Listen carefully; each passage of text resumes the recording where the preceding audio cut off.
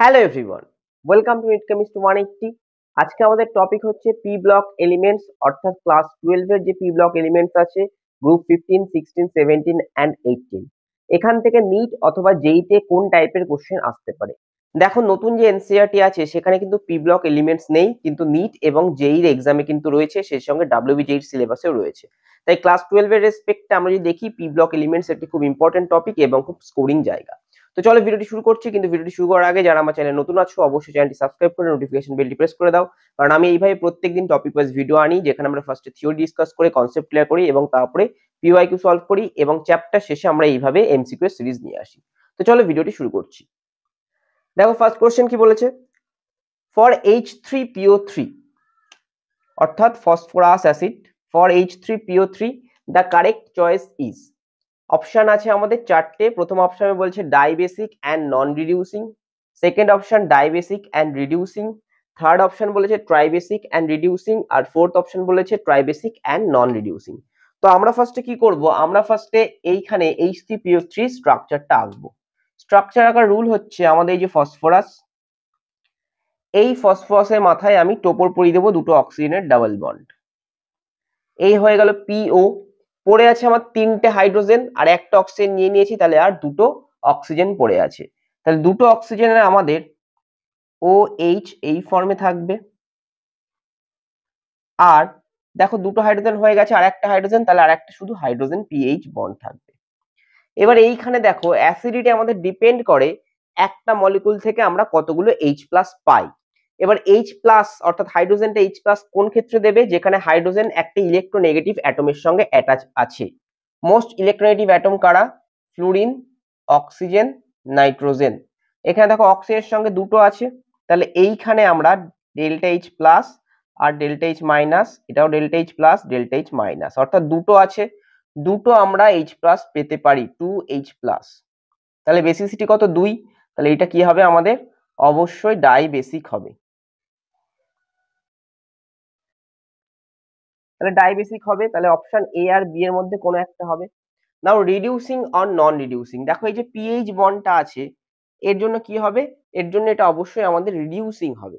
তাহলে এই ক্ষেত্রে আমরা কি দেখতে পাবো, এটা ডাইবেসিক অ্যান্ড রিডিউসিং, অর্থাৎ option B will be the correct answer. Next next যদি আমরা দেখি, gaseous product obtained on the thermal decomposition of this, অর্থাৎ অ্যামোনিয়াম ডাইক্রোমেটকে যদি থার্মালি অর্থাৎ হিট বা টেম্পারেচার দিয়ে যদি আমরা ডিকম্পোজ করি, তাহলে আমরা গ্যাসিয়াস প্রোডাক্ট হিসাবে কি পেতে পারি। দেখো, এইখানে আমরা একটা ব্যালেন্সড কেমিক্যাল ইকুয়েশন জানি।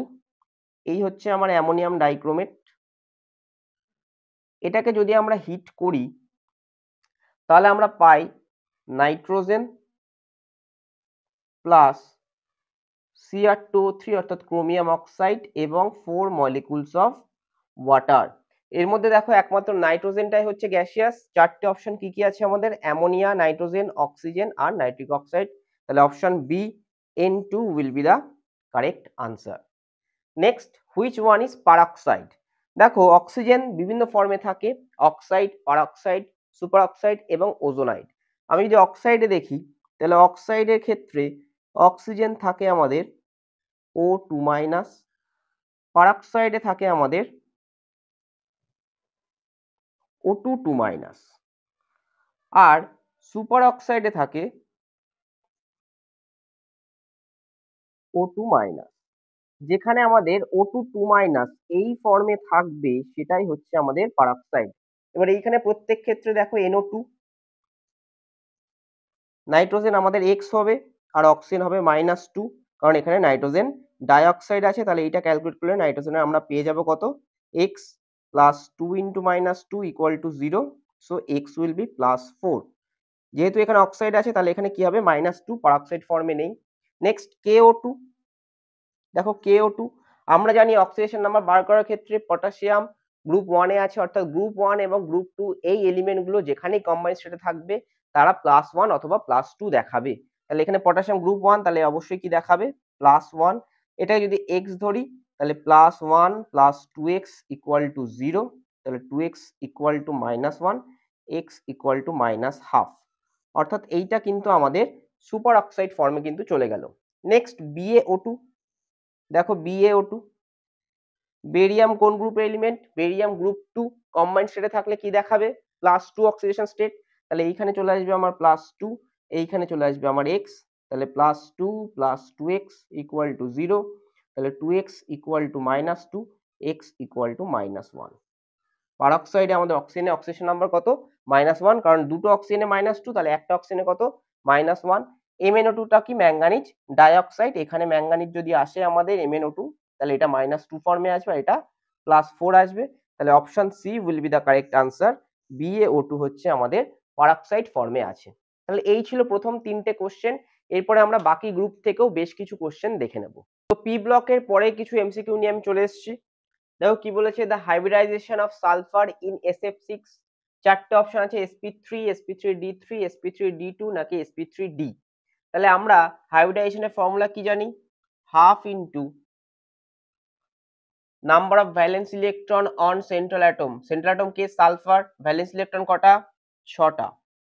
Plus number of monovalent atom. Monovalent atom কে আছে? ফ্লুরিন। কটা আছে? 6টা। মাইনাস নেগেটিভ চার্জ নেই, প্লাস পজিটিভ চার্জ নেই। তাহলে এখানে আমরা পাবো 12/2, তার মানে পেয়ে যাব 6, তার মানে এটা হয়ে যাবে sp3d2। তাহলে option C will be the correct answer, that is sp3d2। Next, least volatile hydrogen halide.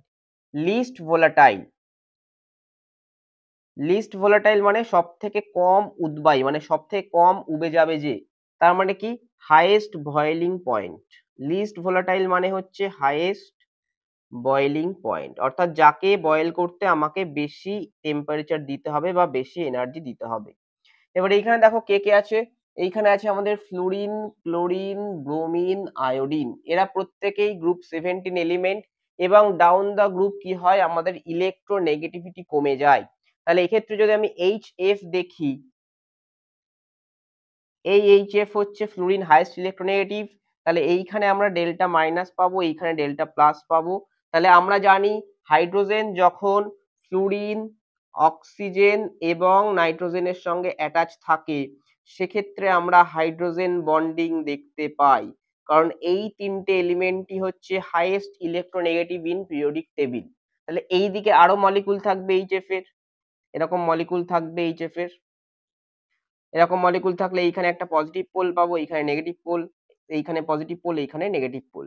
তাহলে এই নেগেটিভ পোল আর এই পজিটিভ পোলের মধ্যে ইন্টারঅ্যাকশন হবে, এবং এই ইন্টারঅ্যাকশনটাকে বলি আমরা, দুটো মলিকুল আলাদা তার জন্য ইন্টার মলিকুলার হাইড্রোজেন বন্ডিং। এবার যখন HF কে আমায় ভোলাটাইল করতে হবে বা HF কে আমাকে ওড়াতে হবে, তাহলে সেক্ষেত্রে আমাদের কি হবে? তাহলে সেক্ষেত্রে আমাদের বেশি এনার্জি দিতে হবে এই বন্ডটা ব্রেক করতে। যদি বেশি এনার্জি দিতে হয়, তাহলে সেক্ষেত্রে ভোলাটিলিটি কি হবে? কমে যাবে, এবং বয়লিং পয়েন্ট কি হবে? হায়ার হবে। So HF will show highest boiling point and least volatility. Now HCF2 is trigonal planar, square planar, linear, pyramidal. দেখো HCF2, HCF2 যদি দেখি আমি, তাহলে HCF2 এর হাইব্রিডাইজেশন কি হবে? হাফ ইন্টু 8 প্লাস 2, কারণ এখানে সেন্ট্রাল অ্যাটম কি আছে? জেনন। বাইরে ছিল 8টি ইলেকট্রন, ফ্লুরিনের দুটি অ্যাটম আছে মনোভ্যালেন্ট, তাহলে 8 প্লাস 2 10, তাহলে 10/2 দ্যাট উইল বি 5। তাহলে 5 মানে কি? sp3d হচ্ছে হাইব্রিডাইজেশন। তাহলে sp3d যদি হাইব্রিডাইজেশন হয়, তাহলে এক্ষেত্রে আমি যদি স্ট্রাকচারটা আঁকি ট্রাইগোনাল বাই পিরামিডাল, তাহলে এই হচ্ছে জেনন, এবং জেননের বাইরে লোন পেয়ার কটা থাকবে? তাহলে 3টে থাকবে। এবং sp3d মানে কি? 5টা ইলেকট্রন পেয়ার। বন্ড পেয়ার কটা আছে? 2টো। লোন পেয়ার কটা আছে? 3টে। এবং লোন পেয়ার কোথায় থাকবে? লোন পেয়ার অবশ্যই আমার থাকবে ইকুইটোরিয়ালে। তাহলে এইভাবে আমার লোন পেয়ার থাকবে, এবং এইভাবে আমার বন্ড পেয়ার থাকবে। তাহলে এই স্ট্রাকচারটা কেমন হবে? স্ট্রাকচারটা হবে লিনিয়ার। তাহলে option C will be the correct answer. HCF2 আমাদের লিনিয়ার স্ট্রাকচার শো করবে। তাহলে এই পর্যন্ত আমাদের ভিডিও। আমি ছোট আকারে তোমাদের ভিডিও দেবো পি ব্লকের, যাতে সম্পূর্ণ টপিকের উপরে আমরা ডিসকাস করতে পারি ছোট ছোট আকারে, তোমাদের যাতে লেংদি ভিডিও দেখতে সমস্যা না হয়। যদি ভিডিওটি ভালো লাগে অবশ্যই ভিডিও লাইক করো, বন্ধুদের সঙ্গে শেয়ার করো, এবং চ্যানেলটি সাবস্ক্রাইব করে নোটিফিকেশন বেলটি প্রেস করতে ভুলো না। নমস্কার।